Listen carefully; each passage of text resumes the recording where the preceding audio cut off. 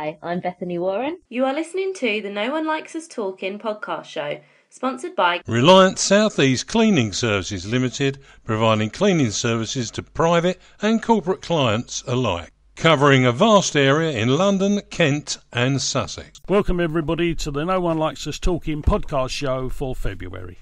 We've been away for a little while, but we apologise for that, but we're back now. And in the studio I've got Ted and Stanley. Our Eamon isn't here today. We're very sorry about that. Eamon's got a little bit of a trouble at home, but hopefully that all sorts itself out. We thank Bethany for that introduction, and we look forward to meeting and hearing you soon, Bethany. Our Love Sport radio show is this coming April. What we're going to talk about, how the Lions are roaring, not a review of recent games, but a look at where we are and where we are going. And then that's followed by another man from the wall. We've got a great guest this week, where this month we welcome one of George Graham's greatest transfer captures, and the boys will know him only too well. Our question for the show, this podcast, is about the redevelopment of our stadium, featuring a selection of answers from our emails that we sent out, and we've had so many, we thank you very much for that. The grumpy old gits are back, and I'm sure they've got bits and pieces to talk about there. We talk about community matters, and young James Kelly will be bringing you up to date with all of that. And also stay on there for our podcast question, where you win a treasure of goodies from our No One Likes Us locker. Welcome, guys, to the show. We've been away for a little while, but we're going to discuss not a review of recent games, but a look at where we are and where we're going. So, Stan, we'll start with you. Well, I have to say, when Gary Rowett, when I heard that Gary Rowett was likely to be appointed as the manager of Millwall, I was very much in favour of that. And I have to say, since he's been appointed, and all what I've seen him say, and all what I've seen him do, and now I've seen the team play, is a vast improvement. But no, I think we're doing okay. I think that the style of football we're playing is a lot better. I think the crowd. You just listen to the people when we're in the ground and you hear what they say. Okay, it's still work in progress.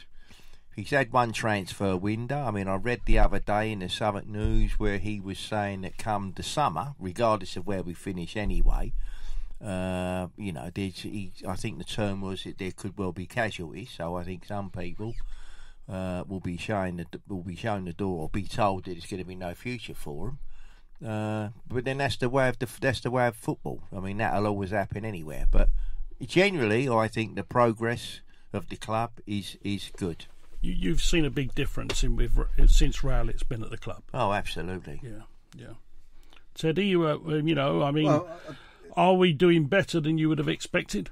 Certainly, yeah. When Gary came in, we was pretty low, really. And Neil done his best, without a doubt. And I always said that Neil would go before he was sacked. And sure enough, he decided that enough was enough.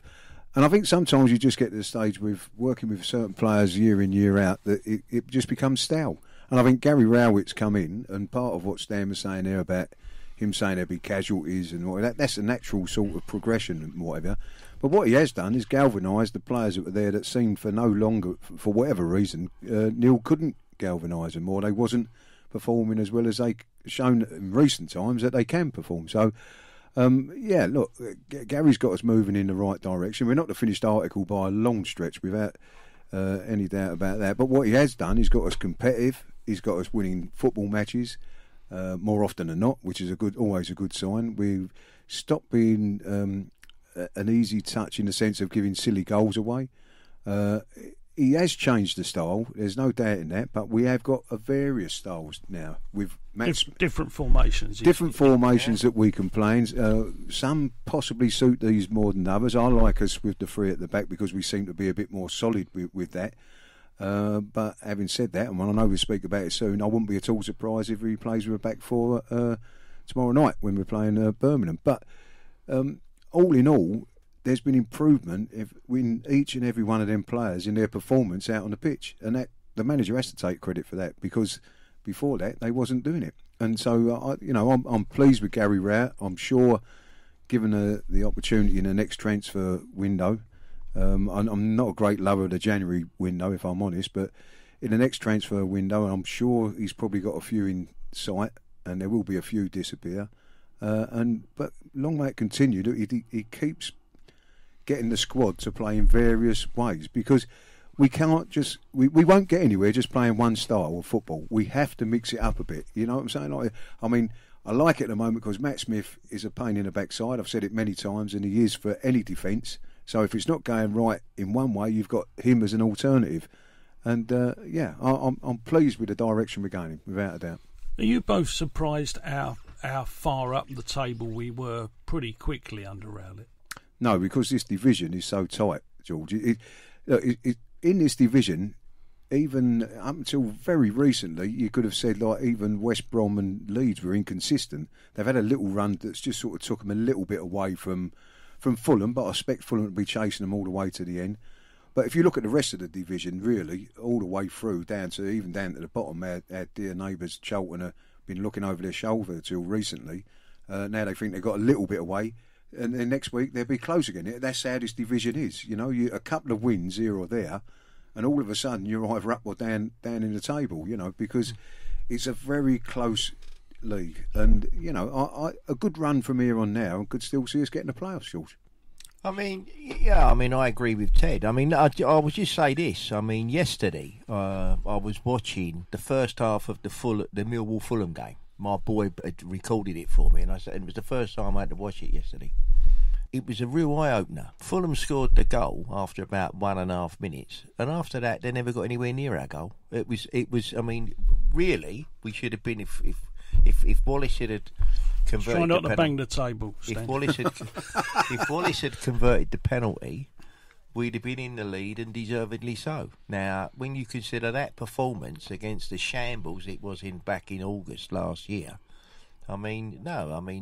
and as Ted says, this division is, you know, you get 2 or 3 wins together, and all of a sudden you're climbing the table, and that doesn't surprise me at all. No, I mean, if there's a criticism at the moment, I would say of the team is Stan's right. Against Fulham, their first half was possibly some of the best football we've played in this season. Then the second half, it sort of died off a bit, and they need to get is a little bit more consistency in their side. What they're proving to me is that they can match it with the best, because I still believe that Fulham are one of the best footballing sides in here. Oh, absolutely. And it was always obviously more pleasing in that game because of what had just happened with the West Brom game, where we never really got going whatsoever. That's the problem at the moment. It seems to me there seems to be a little bit of a roller coaster. You know, we just need to be on the good side of consistent a bit more often than we are, if you know what I mean. What about how the players are performing? They look at the players and their impact. Otherwise, Bukowski, he's been great. Is he the find of the season for us?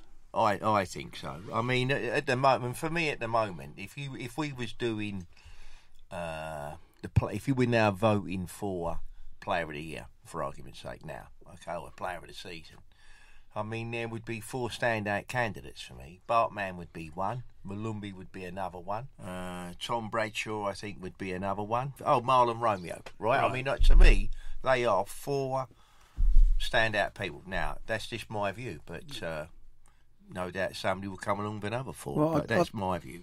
Yeah, listen, it's a team thing, and I think the team's been better since Gary Rowett's come. You know, they're playing. You can see them working for one another again. They're playing for one another.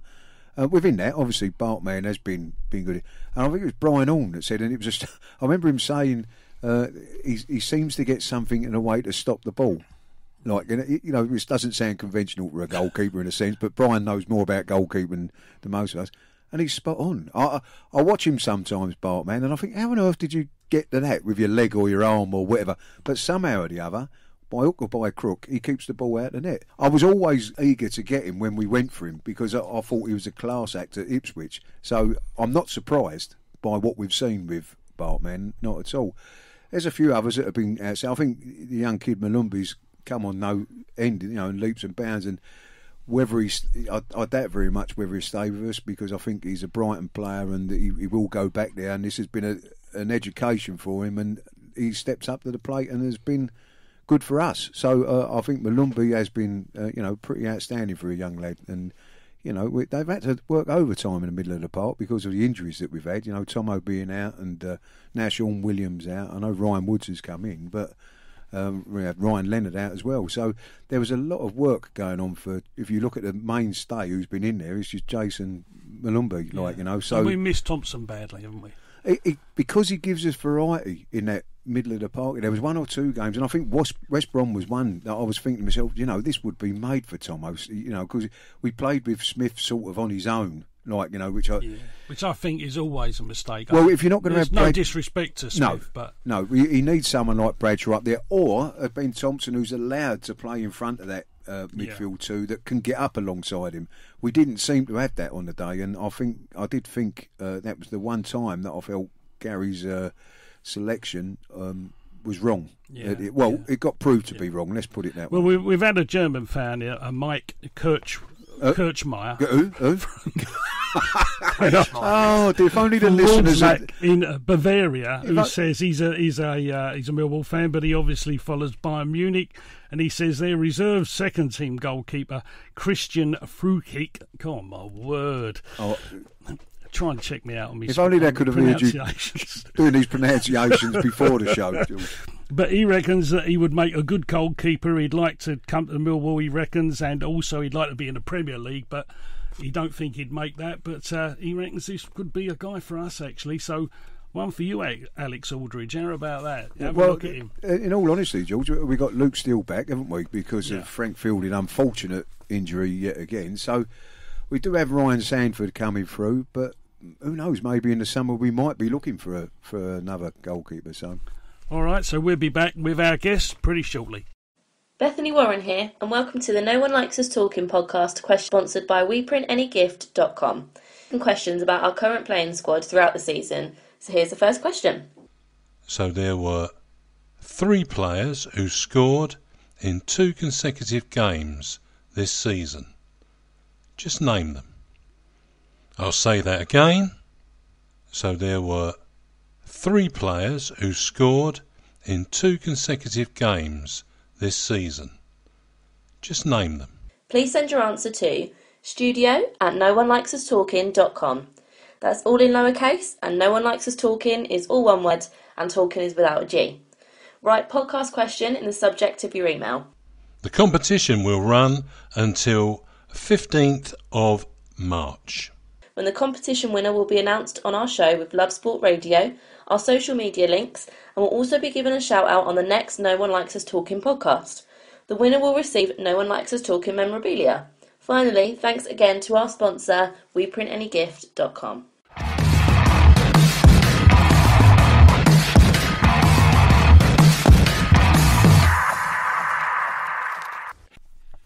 Welcome back, everybody, to our second part of the show, and we've got our guest coming on now. Our guest started life in Dewsbury, Yorkshire. His professional career began with Barnsley in 1975.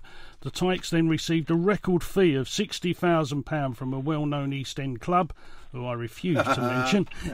In 1979, he headed to Southend United, until George Graham signed him with fellow shrimper Dave Cusack for a combined £60,000 fee. My word, what business that was.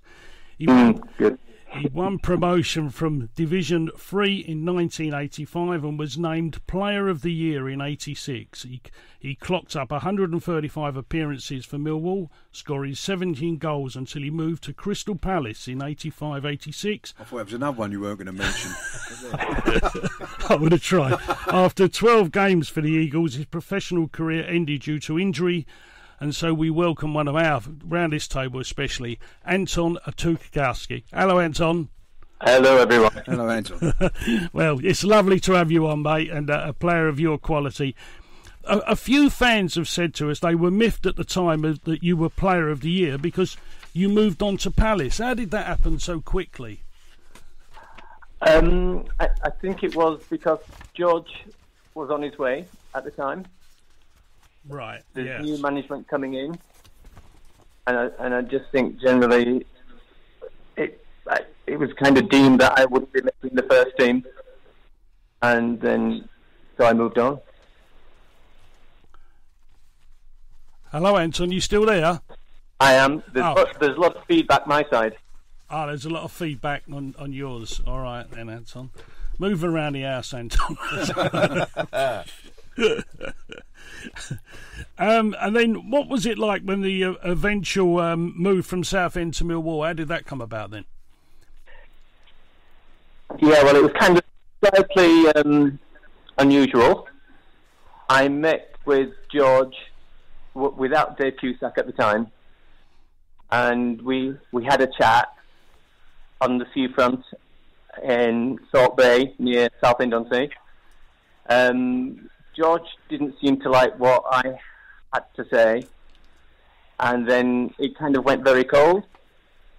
Mr. Thorne, the chairman at the time, seemed to re-establish the conversation about moving to Millwall, and then I think within a couple of weeks of Mr. Thorne getting involved, I was signing for the club. So through that, Anton, from what you're saying there, then did you really get on with George Graham? Yeah, very well. Yeah, I mean, he was amazingly inspiring. The most amazing coach I've ever worked under. I just couldn't wait to get to work every day because what he had to say and how much there was to learn. So it was an amazing influence on me. So him and Theo together, Theo Foley, I mean, a good combination. And I suppose from the way you're talking about them, you could see in the future they was going to be a great partnership. I know it was a great partnership for Millwall, but they went on to obviously do even more with Arsenal. Yeah. I think it was George's ethos or philosophy, whatever you want to call it. He just instilled a sense of responsibility in each player.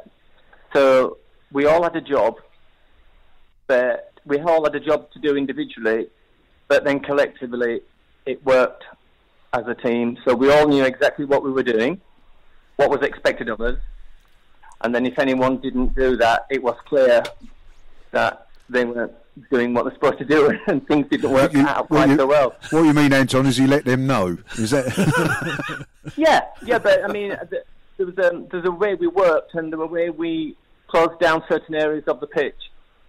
So we restricted the opposition to a smaller pitch than we were playing on. If you know what I mean, it's difficult to explain over the telephone, but so we limited the opposition into the corners of the pitch, of our pitch, the half we were defending. So we knew they weren't allowed in there, so we used to show them inside, where often some players show them on the outside. We showed them into where the condense of players were, and we could shut that out and close down the attack.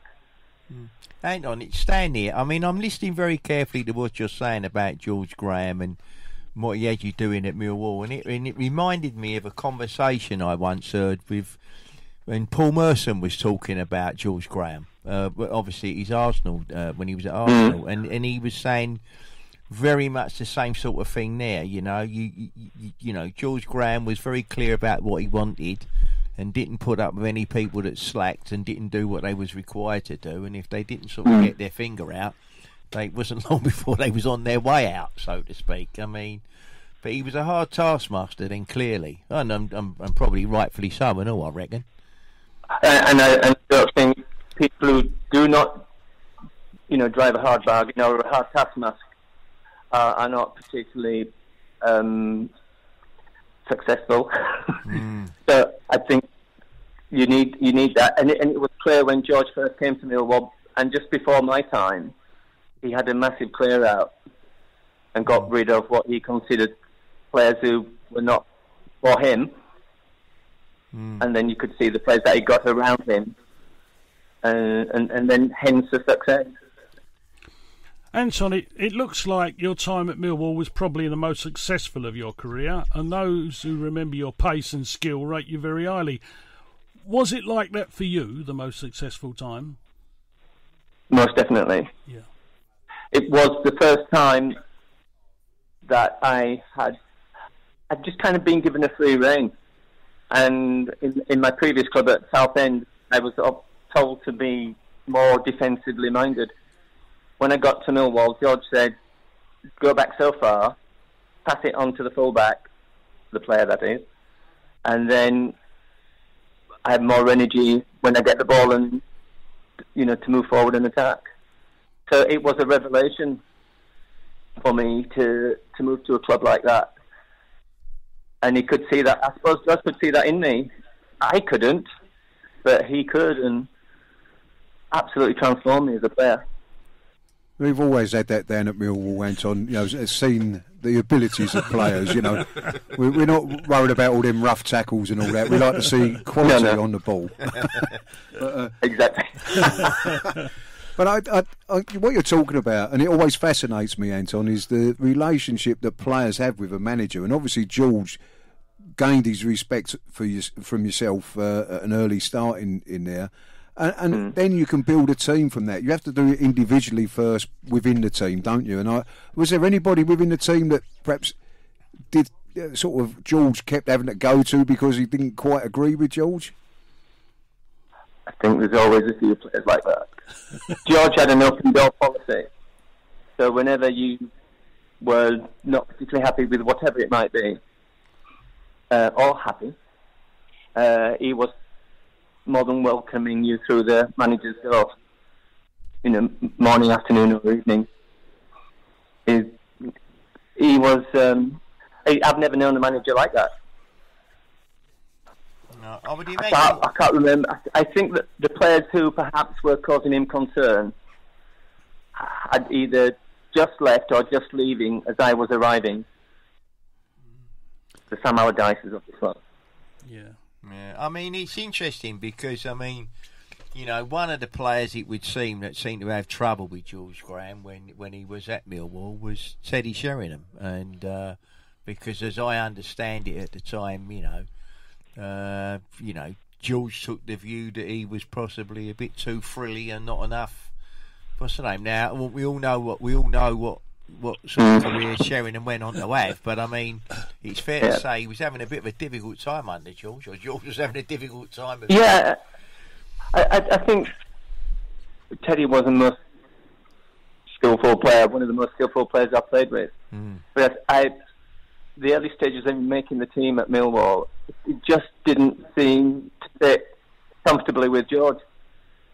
And I think it was what I heard in the dressing room was the little fancy touches and the chips and that type of thing, where George wanted, I think at the time, a more direct player from Teddy. And it only it never became heated as far as in my experience. It was just George trying to get the point across to what he wanted, and he didn't seem to get that point didn't sink in. He didn't turn out bad though, did he, Teddy? Thinking about it, Anton. No, it was amazing. No. Career. Stevie Lovell benefited from a lot of the challenges made on you in the penalty area, Anton. Did he acknowledge your contribution to his goal tally? No.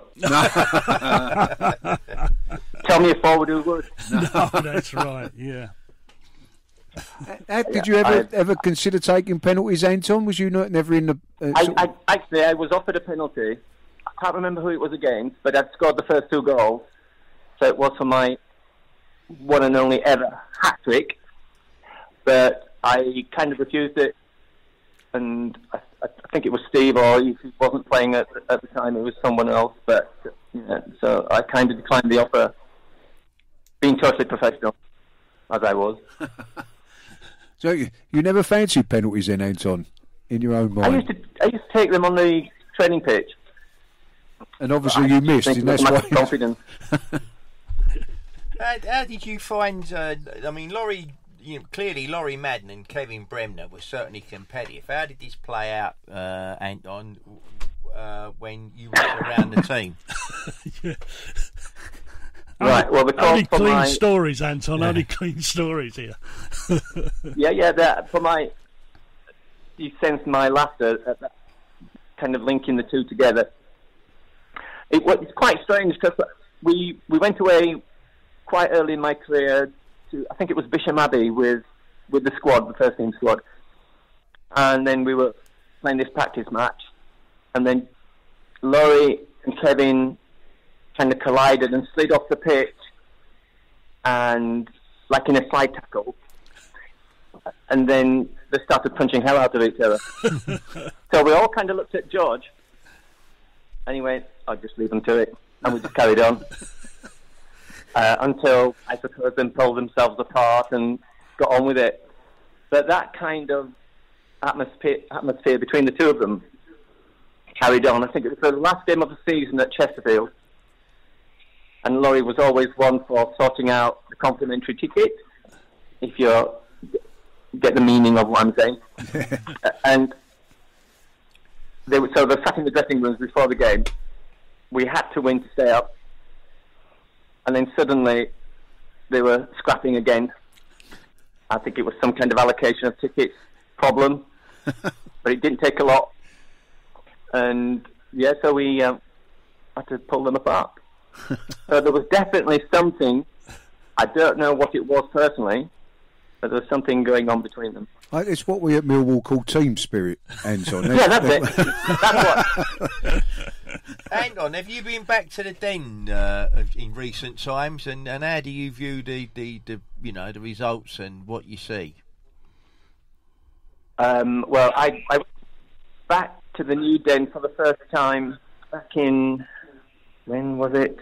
February 2017. Mm-hmm. I got an invite to go back for the 5th round of the FA Cup against Leicester. Yeah. I went with my daughter. It's the first time. She's never seen me play football. So I went back to Millwall, and we were greeted so warmly. And we walked on the pitch just before kick-off and got a standing ovation. Lydia, my daughter, came on with me, and she said, when we were in the centre circle, she said, "Oh my God, Dad, you're famous." It was the most amazing occasion, I can't tell you. It was brilliant. I went down more recently with my son and daughter this time, but I'm just recovering from further surgery, so I'm still on crutches. So I hope to get down in the next month or two. But going on to the team currently, and the team and the new team manager, well, you can see a definitely uplift in performance with the new incoming manager. Mm. Yeah. That Leicester game wasn't a bad game to take your daughter to, was it, Anton? That was amazing. Well, I think we scored. I think we scored on the 89th minute or something. Yeah, right, yeah. And they were the champions, weren't they, at the time? Yeah. And they had a good, strong team out as well. I hope you did explain that Millwall don't always do that. We'd like to, but it was just the most fantastic experience being down there, and believe it or not, people still recognise me down there, which is so humbling. Whereas if you went to West Ham, no one would know who you was, Anton. I'll tell you that. Like how we were. They're a right rough lot there. All the other mob up the road. No, but Anton, it's been an absolute delight, and I'm as always. How any of us would ever be surprised that you got the greatest reception, because I know you are much loved at Millwall Football Club. I feel it as well. I'm so humble and grateful for you taking interest in me today. It's been an absolute pleasure, mate, and I hope to talk to you very soon. Speedy recovery, mate. Thank you very much indeed. Good luck. Thank you very much. Mate. Thank you. He was what is known as a crowd pleaser, without a doubt. We will be back. Not everybody likes them, but they don't care. And you can join me in listening to the Millwall Fan Show on Love Sport Radio with the No One Likes Us Talking team every Thursday at 9 p.m, either online or on DAB. All of your latest from the Championship side on Love Sport, the station giving fans a voice. Welcome back, everybody. What a pleasure that was to hear Anton talking. Yeah. And myself and the boys, we would have seen him play, and he was a real proper footballer. I hope we find another Anton somewhere to play with us again, because he was outstanding. I don't think they come around very often, to be honest. Right, well, now we're at the section where we're going to talk about the question for the show. We sent out lots of emails. I'll give you an idea of the question. The following question was posted and it's relating to our stadium, or our new stadium to be. Impressions of the redevelopment of the Den have recently been published with the intention to increase the capacity to over 30,000. A railway station will be sited at the Coldblow Lane end of the ground, amongst other developments. There are mixed views being voiced about the development, but what are your thoughts about the project? And we've had so many entries, guys. Ted, we let Ted pick out 3. I'm just going to give you, there are 2 main sides to the fans' views. Darren Brigney sums up one side. He said, my original thought is whether the fan base is large enough to support a project this ambitious and the costs that come with chasing and gaining Premier League status. But the club must certainly be confident. Others welcome the adventure, but there's also a thought that the club is continuing to be sanitised. I'm sure that's a subject very close to our Stan's art. So we have selected 3. I will read out the first one. This is from Rob Woodford. This is a sign of our famous old football club showing ambition off the field as well as on the field. Our average attendances for this season, or for the last 2 seasons, are the highest they have been for a generation. The last time we averaged over 13,000 was in the 89-90 season. The last time we averaged over 13,000 for 3 consecutive seasons was in the 60s. Historically, the Lions have been known as a yo-yo club between the 2nd and 3rd tier, and it's interesting to note that next season will be our 47th in the 2nd tier, compared to having 46 seasons in the 3rd. So we're moving upwards, guys. Been a long time. Our current manager is gradually turning us from a bottom 8 side to a middle 8 side. It's only as a constant middle 8 side that we can dream about reaching the playoffs again and achieve. Only managed twice in our history at this level, and we've never been to a Wembley final at this level. Under this gaffer, we can go from being a club which punches above our weight, and I know Graham hates that expression, to a club that finds its correct weight and wants to then punch above that. New revamped stadium, bring it on. And that was from Rod. And what do you say about that, guys? Well, yeah, look, life moves on, doesn't it? We all love to echo back to the days of the old Den. Stan mentioned something outside earlier, and I'll make him right. We're not moving, we're just revamping the ground that we're in. And I've heard so many people before say, why don't we fill the corners in and make it a bigger stadium that way and whatever.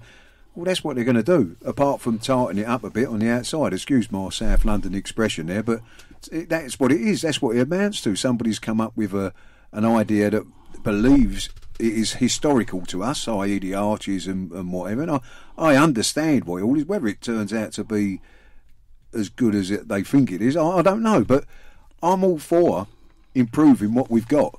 That's a much better idea than up and sticks and moving away to somewhere else, as far as I'm concerned. So, Stanley, I think Ted, yours is the next one. The next one, yeah. Right, this one's from Gary from Bracknell, and he says, I personally like the plans for the ground, and the new station is much needed. I think we all echo that. The ground I've always thought had a great atmosphere, but I've also always felt that there was something missing. Yeah, does that make sense? Yeah. Yeah, it does, really. It does. By filling in the corners, I think this might fill the missing void in for me. Yeah. I get what he says here. I mean, we're all used to stadiums that go all the way round you, aren't you? That's the bottom line of it, really. Regarding the new design, I think they have actually put some thought into the design with the idea of tying it in with the arches, what I was just saying. I truly just want them to get started on whatever they decide and stop talking about it. Cheers, Gary. Well, cheers from me as well, Gary. Let's stop talking about it and get on with it. But, he's right. There has been some sort of thought into the design. It's not just somebody's, knocked something up and it's a million miles away from what Millwall is about. No. At least there is something that you can recognise. And I think the arches is something that's close to my art actually, because, my wife actually played her sports day at the ground where Millwall used to play, on that park where the arches were. I think someone with some insight has decided that designed that quite well, actually. We're always knocking people, George, but when somebody's actually come up with an idea, all right, it might not look the prettiest, it might not look well, but at least somebody's had a bit of thought about it and they've gone back in history. Can't fault that. I mean, I mean, you see what gets me with all this, it's all been surrounding this proposal, it's the negativity. I mean, what we got to bear in mind, as I said before, George, the ground is not. Initially, the argument was about staying where we are. Well, we're doing that. That's not an issue no more. Okay, so that's a gold star in itself. Secondly, the area in and around the Den, as we currently know, is all going to change. Now, so if you're going to develop the stadium, this might be your only chance to do it, because once all the land around the back is filled in. Right, it could possibly be an impossibility to do it. I mean, I don't know. The arches and all that sort of thing that we now, I mean, I love them. But unfortunately, with the redevelopment, they're going to go. I mean, you know, that's going to happen if they're going to build a new station. Oh, when I was talking about arches, Stan, I was talking about the arches of the development of our stadium. Right. So what I'm saying is, the existing arches, I mean, I love all that, you know, but that's all going to go, right? And it ain't a case of being sanitised as such, and I accept the point. But the fact is, we've been on and on and on, and we hopefully now getting this ground done. So, you know, I can't understand the negativity. No, and now we've got one from Emma, Stan, that I think you're going to read out, aren't you? Yeah, I mean, Emma goes on to say that she said, I've seen a lot of negative responses on social media, but balanced by some great support regarding the proposal to redevelop the Den and increase its capacity. I've also heard people say that another station is ridiculous. Here is my take on it. We could do with a stadium that is fit for purpose to allow our team to function at a higher level, and the current stadium is not up to standard. Seating is not the best and insufficient for facing top flight sides. We should not forget we are located more centrally than any other professional football club in London and reasonably accessible, and another station would enhance access to car parking is diminishing all around us, and even though an underground car park is to be built. I believe we would attract more fans with a better laid out stadium and improved transport arrangements. I welcome the station behind the Coldblow Lane stand, but I would also hope to improve the access to the ground from South Bermondsey Station for Millwall fans too. Away fans can have good access, but our own go around the houses to get to the ground. We will have a host of potential new fans as well because of the areas regenerated with housing too. Our future is bright. We are staying where we are, not moving to Kent or beyond. Plus those that own the club want us to be in the top flight. I know it will be a progressive development, but let's get started and make it happen. And then a little mention for Ryan Lerman, who got pipped in the post by these three. He said it's better than a rock stadium. Well, I think Emma's saying exactly what you think, Stan, isn't she? Well, I don't disagree with her at all. I just think, you know, we need a bit of forward thinking, and this is it. And it's the negativity I can't get my head around. Right, well, thanks, guys. I'm sorry we could only read 3 out. We had so many, but most of you, and I have to be honest, were very much in favour of the stadium. So that looks good going, and hopefully we can see more plans, the inside and bits and pieces, and get to know more, and maybe we'll get someone from the club to come on and talk to us about that, but we won't hold our breath as Stan starts laughing. We'll be back with the Grumpies in a little while. Bethany Warren here, and welcome to the No One Likes Us Talking podcast, sponsored by WePrintAnyGift.com. Questions about our current playing squad throughout the season. So here's the first question. So there were 3 players who scored in 2 consecutive games this season. Just name them. I'll say that again. So there were 3 players who scored in 2 consecutive games this season. Just name them. Please send your answer to studio@noonelikesUsTalking.com. That's all in lowercase, and No One Likes Us Talking is all one word, and talking is without a G. Write podcast question in the subject of your email. The competition will run until 15th of March. When the competition winner will be announced on our show with Love Sport Radio, our social media links, and will also be given a shout out on the next No One Likes Us Talking podcast. The winner will receive No One Likes Us Talking memorabilia. Finally, thanks again to our sponsor, WePrintAnyGift.com.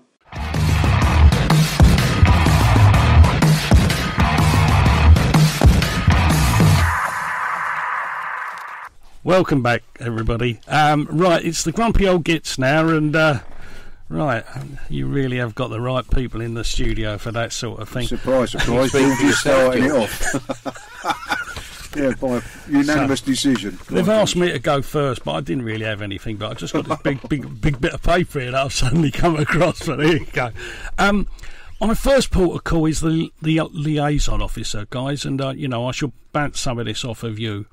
A paid employee of the club, sort of slightly different to how maybe I imagined it and how maybe you guys did. I think it's Sonia from the ticket office. I have actually dealt with Sonia from quite a lot, and she's a lovely girl, and I hope she does a great job. But one of my concerns here, and you the three of us would know this being on the MSC, is that if this had been brought to us at the MSC, the first thing, or our first port of call, would have been, we need to talk to the supporters about this.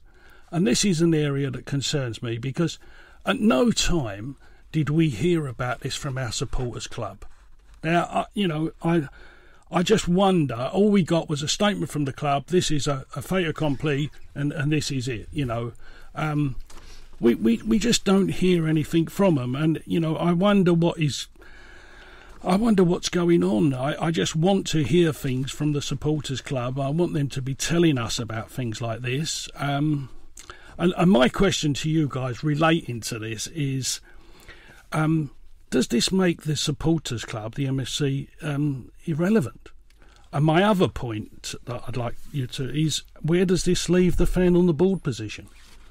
Well, if I'm honest, George, that's the situation. That the fan on the board thing is what worries me regarding the liaison officer, because as I'm seeing it from a distance now, and we look at it, where you used to have or feel as a Millwall football fan that your problems were being taken into the boardroom by your representative, let's put it that way, your guy that was representing you had a say inside the boardroom about facts that and things that were going on for Millwall fans.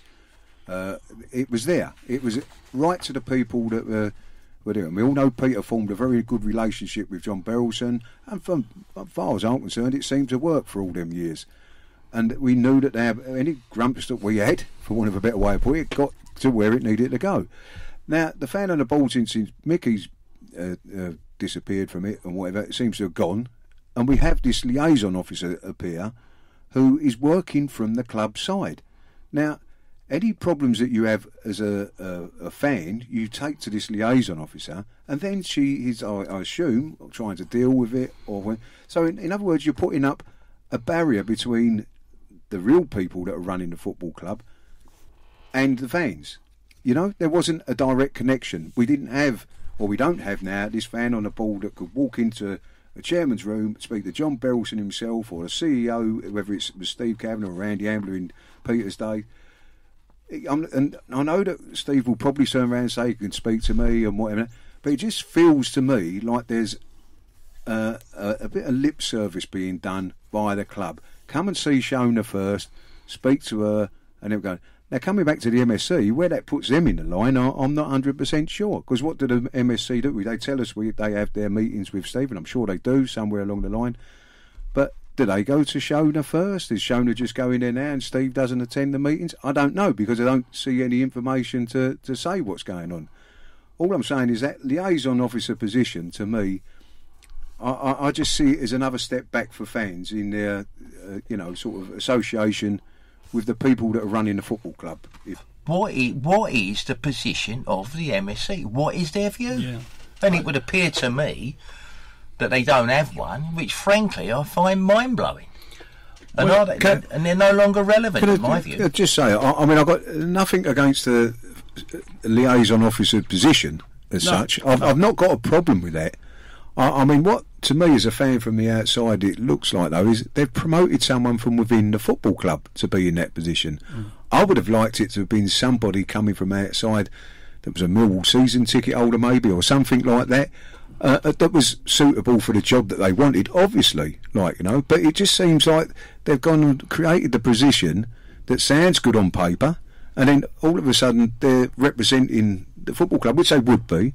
But I don't know whether Shona's a supporter genuinely or whatever. But if you're going to be a liaison officer to supporters, you need to have a damn good sort of knowledge of what they're like. And I'm not against the position. I've got nothing against Shona. I don't know the girl, and I hope and pray she does a very good job. I'm sure she will do. She's a very nice girl. I'm sure she is, George. It's just the whole scenario of everything, of how it's come about, why it's come about, and where it's going to go, if you know what I mean, and where everybody sits around it. And I think that's what Stan was saying. Like, now did the MSC just speak to Shona, and then, you know, but nothing comes back to us to tell us how it's all going to work. And I think that's the thing that's really missing when it. All right, Stan, I think you've got a point you'd like to make. Well, yeah, I mean, again, you see, example, I was walking round to the ground, and I was coming via the Coldblow Lane end, and I happened to notice that where that plaque used to be, it's no longer there. Now, it's either fallen down or been forced off or whatever. What I would like to know is what, and I'm not saying this is totally the club's. This is at the Old Den. Yeah, where the picture was taken with the then mayor, and you had Bob Asprey and Chris Bethel went that one. Now, I'm not saying it's totally the club's responsibility, because, you know, Lewisham Council had an involvement in that. Now, the question is, one, do they know where it went? Secondly, if it was either stolen or arrangements being put in place to put another one there. If not, why not? And have the club asked a question, and if they haven't, why haven't they? That's what I'd like to know. That's the first. The second beef is that when I was sitting on the ground one day, I happened to look up and I noticed that on the top of the docker stand there's 3 flagpoles, and them 3 flagpoles always used to proudly fly 2 England flags, and in the middle was the Lions flag. But they're no longer there, and they haven't been there for some time. Now, that somebody might turn round and say, oh, well, they got took down because they got a bit ruined because of the weather and whatever. Okay. But it don't take that long to replace a couple of England flags and a Millwall flag. You see, I'm just suspicious as to all of a sudden they're not there, they've not been replaced, and I'd like to know why they've not been replaced.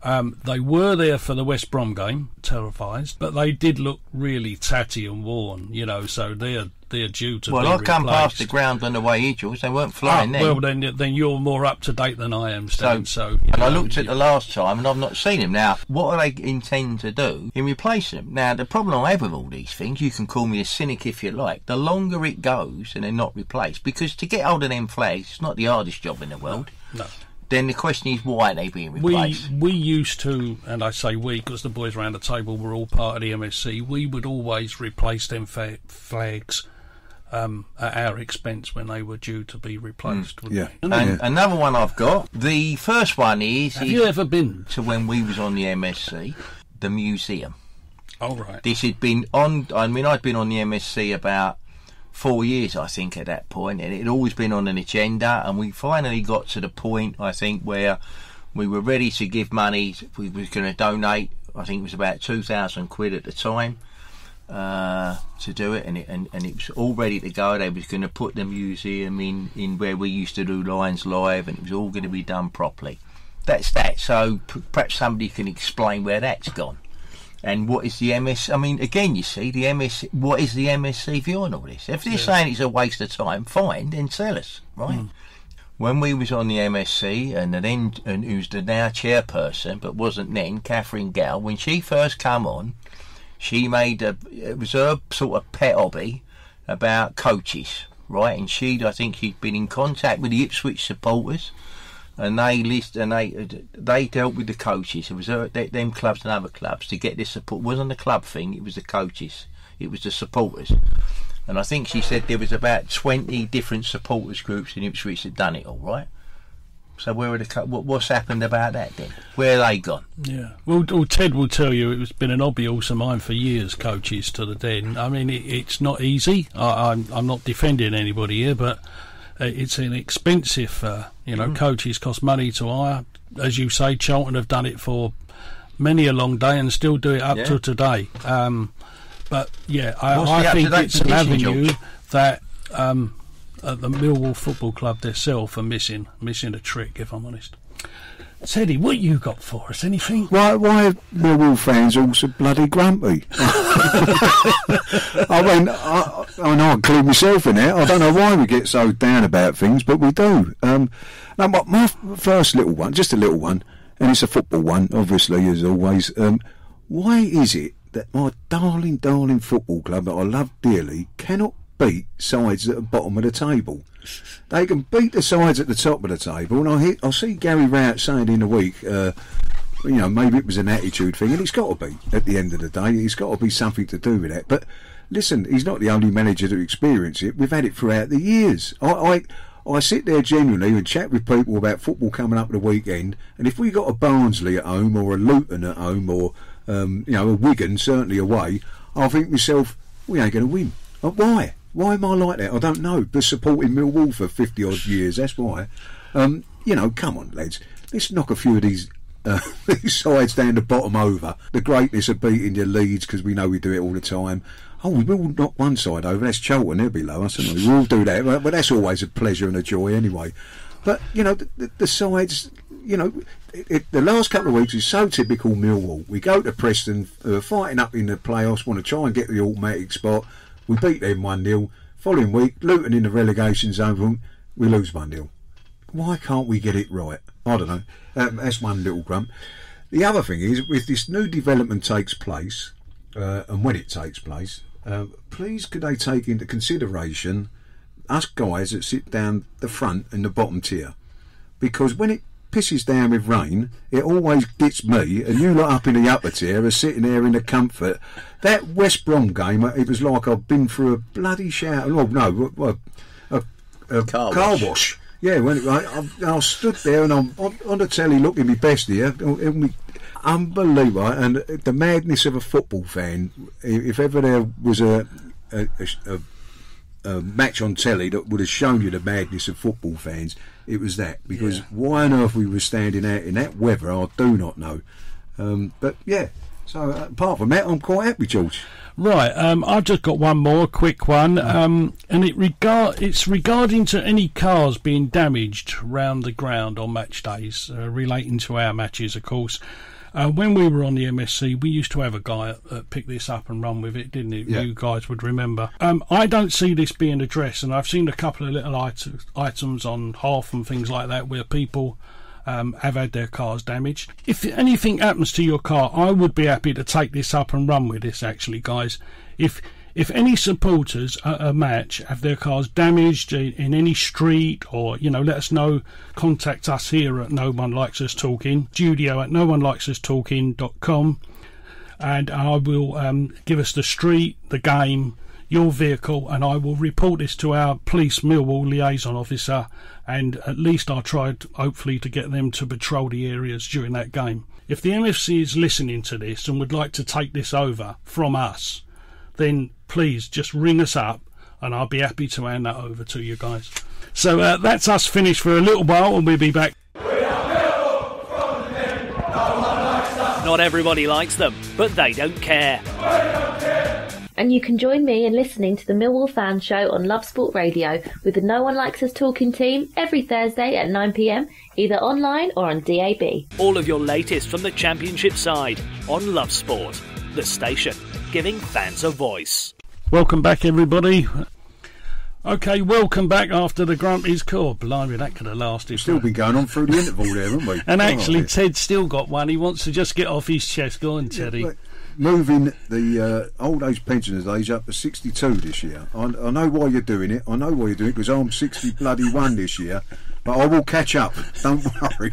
I will get there. There is a person at this football club that he thinks he's always got it in for. He's got it in for me. Right, okay, guys. Johnny Burrow. Used to have him, yeah. He was rubbish. But whatever happened to him, George? I don't know what happened to him. Johnny Burrows. They got rid of him. Far too posh for his own good, he was, I tell you. His name got lost. His name's got lost. Him and the posh boys. Yeah.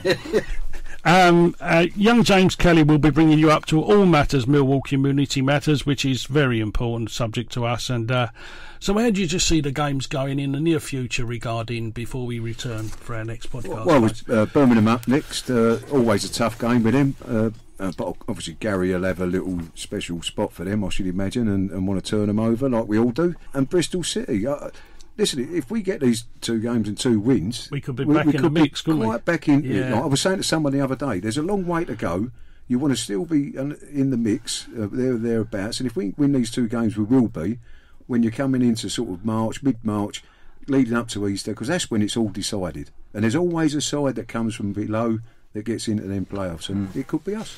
I agree with Ted. The only concern, I think, is the fact that they've just signed that Natty Wells. Good guy, isn't he? He's a good player. Yeah. But other than that, I can't see any other reason if we're on our game, we can't beat them. And a little mention for Mason Bennett, who had a little cameo on Saturday. I think the guy's going to bring something to the party for us. I think he's definitely got something about him that we haven't got out there. Showed the other week about I thought Jed may be time to be dropped, because my philosophy is nobody should feel like they're 100% certain playing week in, week out. When you have a dip in form, you need to know that you're not just going to carry on playing. You need somebody to take you out there. I'm sure he could come back, but I think Mason Bennett could be the guy that could help out with Jed Wallace and make it, a bit easier for him. Well, I certainly think we need strength and pace up in that forward line for a while, actually, and so that could be... Yeah. Hi, James Kelly here, and I'm bringing you the section The Millwall Community Matters.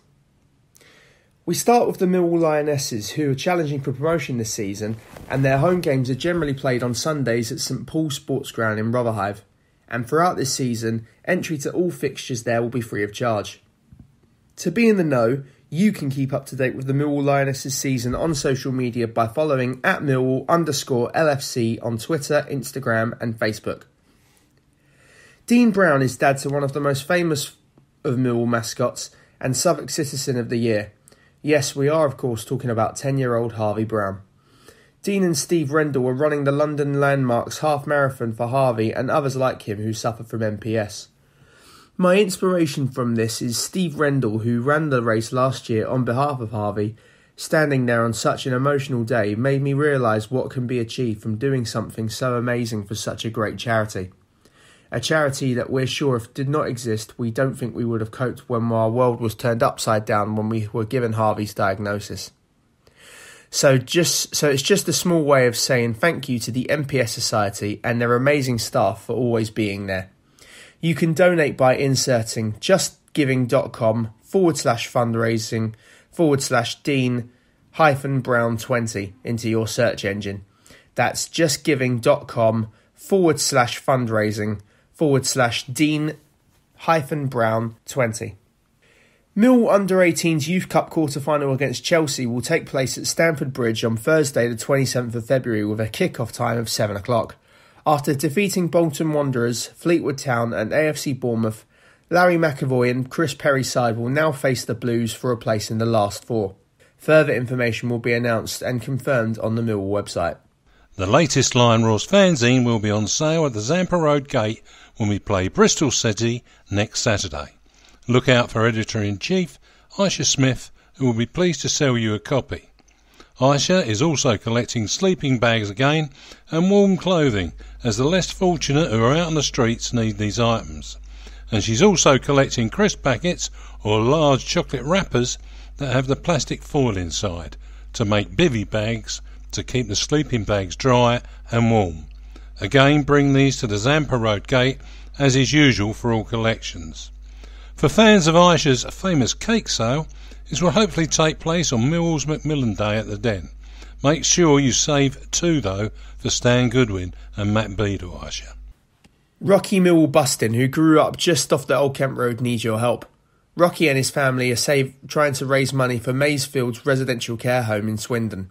It was home to Gareth, a very special person of a son, brother and an uncle. You can make a donation by visiting the page set up by Gareth's sister Chantel at justgiving.com/crowdfunding/Chantel-Cox. I'll spell that for you. That's CHAUNTEL-Cox. Don't forget, you can listen to the Millwall No One Likes Us Talking team every Thursday night on Love Sport Radio from 9 o'clock. You can listen on DAB or online, select on demand. And London Online or Love Sport Radio London on DAB. If you have something Millwall to say on the programme, then please phone in or WhatsApp on 0208 7020 558. Emma Wynne updated us by thanking each and every one of you for your kind words and generous donations, as Charlie and Emma are so grateful for that so many of you have gone out of your way to support them. Emma was unable to run the London 10k winter as it was cancelled due to Storm Ciar. Emma was upset as she had trained so hard to compete for this for Charlie and to complete it for all of you kind supporters who have donated to do so. Emma will now participate in a 10k run in March. If you want to donate, just enter Emma Wing running London for 10k for brother Charlie into your search engine. I'll repeat that for you. That's Emma Wynne running London 10k for brother Charlie. Millwall Football Club hosts its annual Community Day on Saturday the 14th of March against Derby County, in which a huge range of activities will take place to showcase far-reaching work of its community trust. Initiatives including a bucket collection for wristband giveaway, held by the Trust's Post-16 Education course participants, and football matches at the Lions Centre for Premier League Kicks attendees and Millwall's Derby Downs Syndrome teams. The Lions Centre will host regular match day family fun zone, which will include activities such as a bouncy castle and an inflatable twister, as well as inflatable penalty shootout taking place next to the SE16 bar at the Coldblow Lane end of the ground. Lastly, a huge thank you to all Millwall fans that donate or support worthy causes. You really do make a big difference for many years to come. Come on, you Lions.